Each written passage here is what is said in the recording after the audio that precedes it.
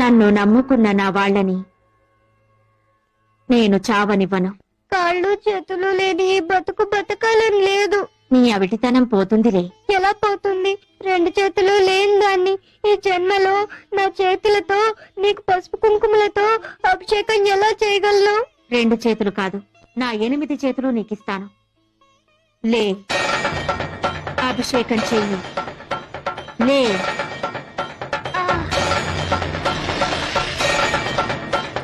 అభిషేకం చెయ్యి.